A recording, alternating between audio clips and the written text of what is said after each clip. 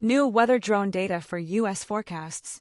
Meteodrones, a weather tech company, has partnered with NOAA's National Meteorological Program, NMP, to bring operational weather drone data into the National Weather Service, NWS, forecasting system, the first time this has happened.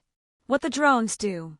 Meteodrones will fly in the lower atmosphere, a region with relatively sparse weather observations, and collect vertical profiles of temperature, humidity, and wind.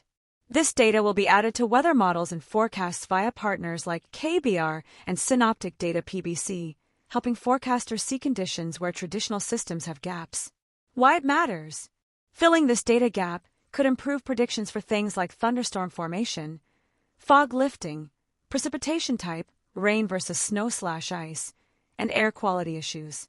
Better forecasts aim to reduce disruptions for aviation, highways, utilities, agriculture, and emergency management. Pilot Program. The partnership kicks off with a pilot project through April 2026, with flights managed remotely from a Meteo base in Oklahoma. Weather drones versus traditional methods. 1. Data coverage. Traditional methods. Weather balloons, radiosondes, launched only 2 times per day. Fixed weather stations measure conditions only at the surface. Radar and satellites infer conditions indirectly. Weather drones can fly on demand multiple times per day. Collect direct measurements in the lower atmosphere where storms and fog form. Fill a major gap between surface stations and satellites. Advantage: drones provide more frequent and targeted data. 2. Measurement accuracy. Traditional methods. Satellites estimate temperature and humidity indirectly. Radar tracks precipitation, not atmospheric structure. Balloons drift and cannot be controlled. Weather drones take direct, high-resolution vertical profiles of temperature, humidity, wind speed, and direction. Can repeatedly sample the same location.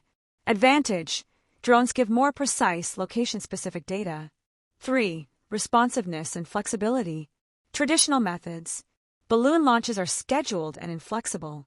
Limited ability to respond to rapidly changing weather. Weather drones can be launched before storms, fog events, or icing conditions.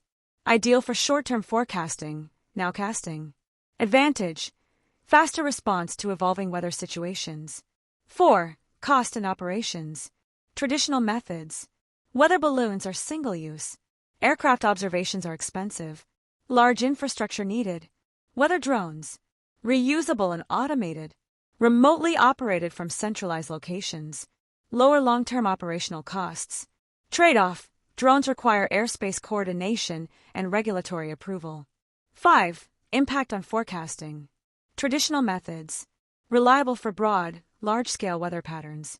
Less effective at capturing local, short-term changes. Weather drones improve forecasts for thunderstorm development, fog formation and dissipation, freezing rain versus snow, aviation and surface transportation hazards. Advantage: better local and short-range forecasts. Bottom line: weather drones don't replace traditional systems, they enhance them by filling critical observation gaps in the lower atmosphere. When integrated with satellites, radar, and surface stations, they significantly improve forecast accuracy, especially for high-impact, short-term weather events. Why the lower atmosphere is hard to measure. The lower atmosphere, the lowest few miles above the ground, mainly the boundary layer, is where most dangerous and disruptive weather forms, but it's also the least observed. 1. Too high for ground sensors. Weather stations sit at the surface. They can't see what's happening above a few meters. 2. Too low for satellites. Satellites are excellent for large-scale patterns. Near the ground, signals are distorted by terrain, buildings, clouds. This makes satellite data less accurate close to Earth. 3. Balloons are too infrequent. Weather balloons launch only twice daily. Storms, fog, and wind shear can form in minutes or hours. Balloons also drift, so data isn't location-specific. 4. Radar has limits. Radar sees precipitation, not temperature or humidity. Can't detect fog before droplets form. Struggles close to the ground due to Earth's curvature. Why this matters for aviation: key hazards in the lower atmosphere. Wind shear during takeoff and landing. Low-level turbulence. fog and low clouds, aircraft icing. How drones help: provide frequent vertical profiles near airports, improve short-term forecasts, nowcasting, help pilots and air traffic controllers anticipate hazards earlier. Result: safer takeoffs, landings, and fewer delays.